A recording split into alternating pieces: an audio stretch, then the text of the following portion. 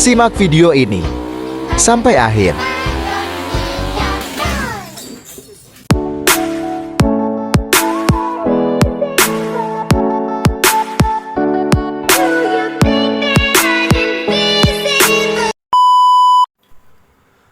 Oke, assalamualaikum warahmatullahi wabarakatuh. Welcome back to my channel.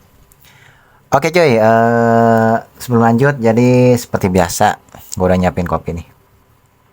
Tas duduk dulu biar ngomongnya lancar. Oke, sebelum lanjut, jadi gue jelasin dulu. Kali ini kita bahas tentang konten yang viral ya. Yang viral di TikTok itu iRock lagi setting atau lagi maps Ecu Juken ya. Itu jebol bagian CVT-nya. Nah, kenapa gua stick? Ya, karena sini sedikit menarik ya, dan sekedar memberi pengetahuan aja ya. Ya, pengetahuan yang gue berikan berdasarkan pengalaman secara pribadi ya, yang gue alami secara otodidak maupun yang sudah dipelajari dari buku gitu. Nah, sebelum lanjut lagi, jadi seperti biasa jangan lupa kalian like, komen, dan subscribe-nya biar gue lebih semangat mengedukasi para pemula ya. Walaupun ilmu yang gue miliki cuma sebatas pengetahuan dari pengalaman pribadi. Nah, yang wajib diketahui, tidak ada paksaan untuk ke channel ini. Bila mana ada yang masih lebih pintar, silakan kalian buat video kalian sendiri dan buat channel kalian sendiri. Oke?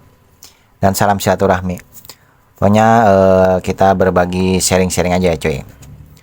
Nah, sebelum lanjut, di sini berdasarkan suatu Ecu Juken ya, yang dimiliki oleh BRT Bintang Racing Team ya, Spatomi Huang ya. Nah, di sini gua pelajari dari buku Juken yang 3 ya, dari dulu gitu. Nah, di sini juga ada remote-nya. Yang kita bahas itu dari remote ya, yang nggak ada seperti laptop ataupun Dino gitu. Mesin Dino yaitu di luar kapasitas kita gitu. Intinya khusus yang paham-paham aja walaupun cuman remote. Nah, di sini gua scroll aplikasi sebelah ya. Terdapat viral video iRock yang jebol ketika setting Juken yang baru pasang Juken gitu. Nah, di sini gua lihat ada beberapa feedback atau komentar yang lucu ya. Komentar yang lucu itu sebelum gua lihatkan videonya, komentar lucu itu jadi sebenarnya itu yang gua teliti ya, dari pemasangan atau penyetingan itu bengkelnya udah bener sih, udah bener kalau menurut gua ya.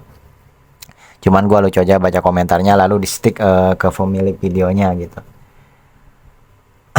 Nah, itu ada yang komen settingan abang itu yang salah, WKWKWK gitu. Bukan KWKWKW ya kan. Motor standar kok pakai Juken. Bang. Ya bang, iRocknya bang, ada yang nanya nih bang. Settingan abang itu yang salah, motor STD pakai Juken kok jebol. Tolong bang di iniin bang, jelaskan bang. Ini bang ya, buat teman-teman, kalau ke bengkel itu tolong yang jujur, jangan main tipu-tipu. Ini kan awalnya kan datang ke bengkel kita mau minta ganti Juken Ya. sekalian di mapping. Nah, kita ganti Juken, kita mau mapping. Awalnya kan kita tanya dulu sama ownernya ini, Ya. motornya ini standar apa udah dimodif. Ya. Ownernya bilang sudah standar, belum dimodif-modif. Jadi kita berani mapping Juken.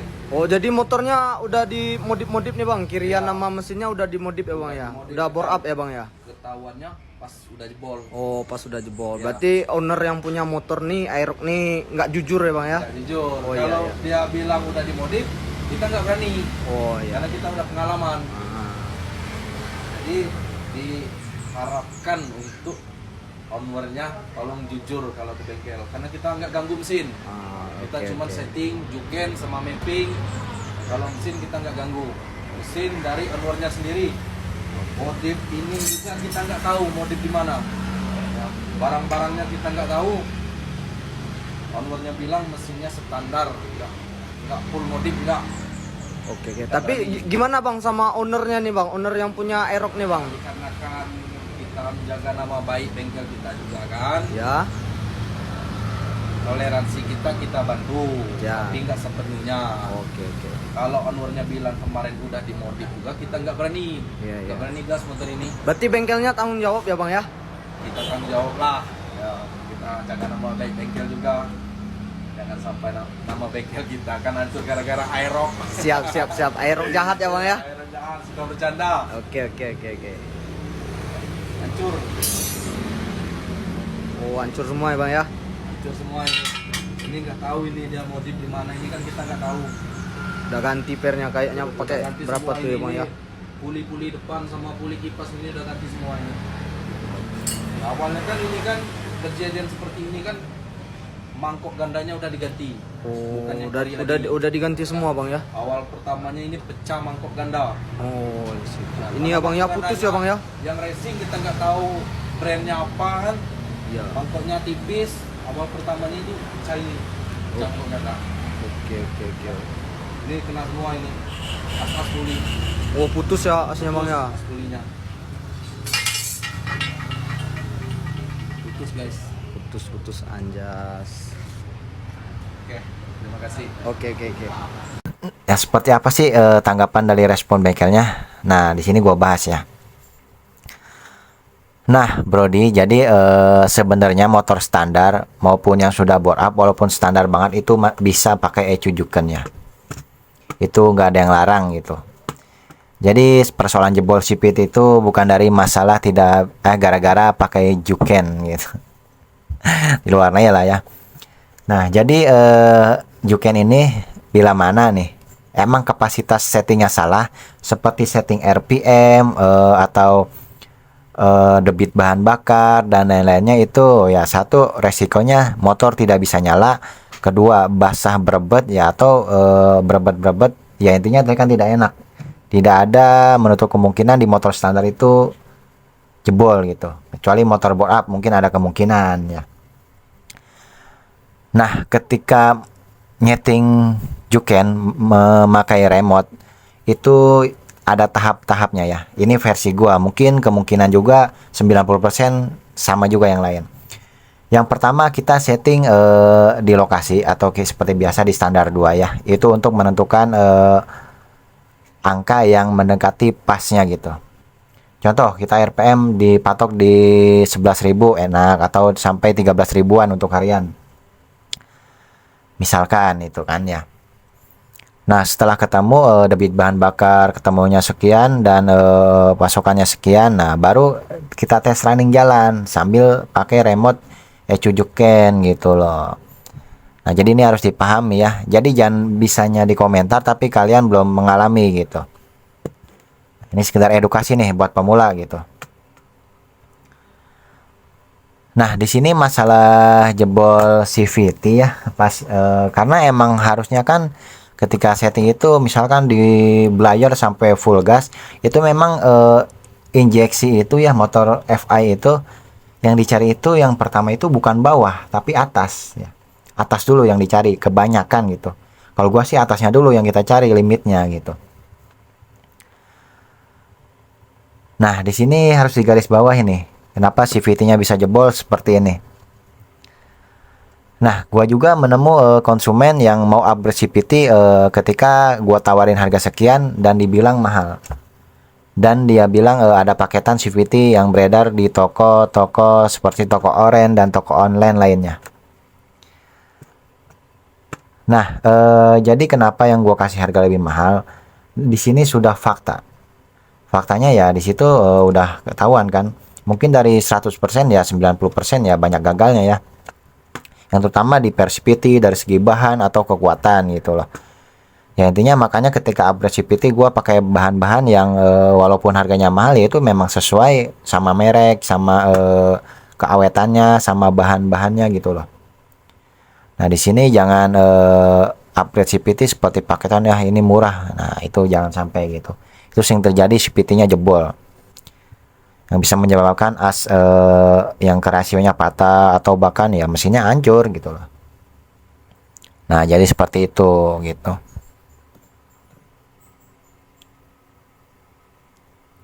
Nah, jadi tidak ada pengaruhnya kalau mesin standar pakai juken gitu. Paling pengaruhnya ya kita ribet nyeting aja gitu. Karena butuh waktu kalau nyeting. Jujur secara pribadi kalau nyeting juken itu nyeting ECU itu memang menurut gua ya. Satu enak sih, nggak kotor-kotoran, nggak bongkar-bongkar. Cuman untuk menemukan yang pas gitu ya itu sangat mudah juga, enggak sulit juga enggak ya. Tergantung kesabaran konsumen juga ya dan kesabaran kita gitu. Di sini gue berani stick karena ada komen-komen lucu aja dan sekedar buat edukasi, kan udah gue bilang di awal gitu. Nah, jadi buat kalian masalah jebol seperti itu diperhatikan spare partnya gitu. Ya bisa dilihat di konten gua kan kayak model Persivity itu update-nya pakai merek-merek apa, di situ udah ketahuan. Oke, cuy.